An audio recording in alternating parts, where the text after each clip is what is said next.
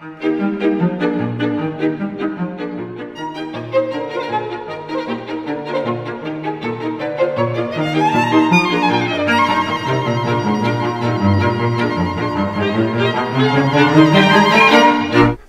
willkommen in unserer Küche. Dies ist das 6. Video und heute wird wieder gebacken, und zwar Monkey Bread. Monkey Bread heißt Monkey Bread, weil man sich, wenn der Kuchen fertig ist, um den Kuchen schart und in der Art der Affen sich jeder nimmt, was er gerne möchte. Monkey Bread hat eine interessante Geschichte, und zwar geht es zurück auf ein ungarisches Dessert namens Arany Galuska, was so viel heißt wie goldener Knödel. Im 19. Jahrhundert haben ungarische Emigranten dieses Rezept mit in die USA genommen und haben dort Monkey Bread in ihren Bäckereien angeboten. Den Siegeszug angetreten oder bekannt wurde es allerdings durch zwei berühmte Frauen, nämlich einmal Betty Crocker, die 1972 in ihrem singulären Kochbuch dieses Rezept aufgeschrieben hat, und zwar unter Hungarian Coffee Cake. Die andere Frau war Nancy Reagan, die zum White House Christmas Dinner Monkey Bread hat servieren lassen. Okay, so viel dazu. Lange Rede, kurzer Sinn. Kommen wir zu den Zutaten. Die Zutaten für unser Monkey Bread sind Mehl und Salz, lauwarme Milch, geschmolzene Butter, Zucker und Hefe.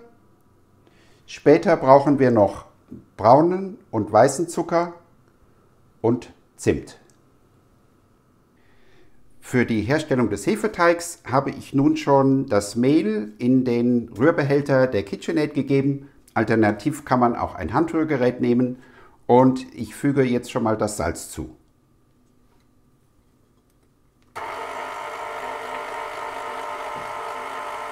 Meine anderen Zutaten für den Hefeteig habe ich schon vermischt: die lauwarme Milch, die flüssige Butter, Zucker und Trockenhefe, und füge die nun dem Mehl bei und lasse die Maschine arbeiten, bis ein schöner Teig entstanden ist.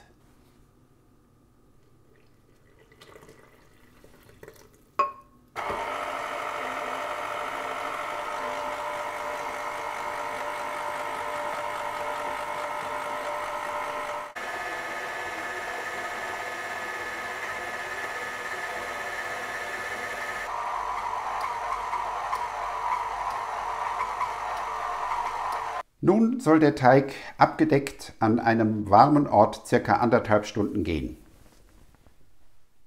Jetzt bereite ich mir meinen Teig vor. Ich mache mir ihn ca. 2 cm dick. Dann schneide ich ihn in Streifen.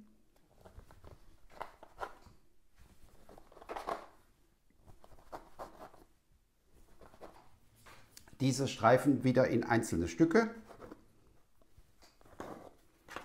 die ich dann zu Kugeln forme.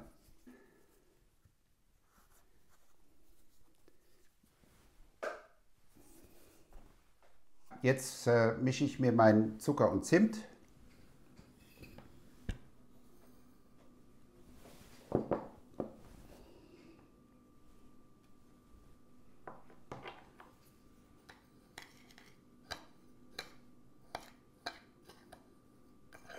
Nun wird jedes Klößchen in Butter getränkt, kommt in den Zucker, wird im Zucker gewälzt und kommt in die Form.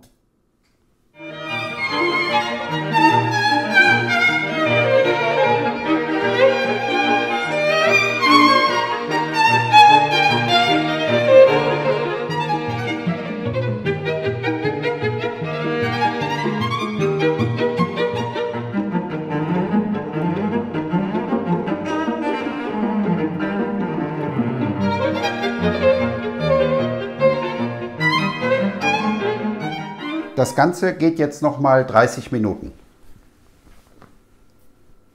Das Monkey Bread war nun 35 Minuten bei 180 Grad im Ofen und ich habe es abkühlen lassen und gestürzt. Dann sieht es so aus.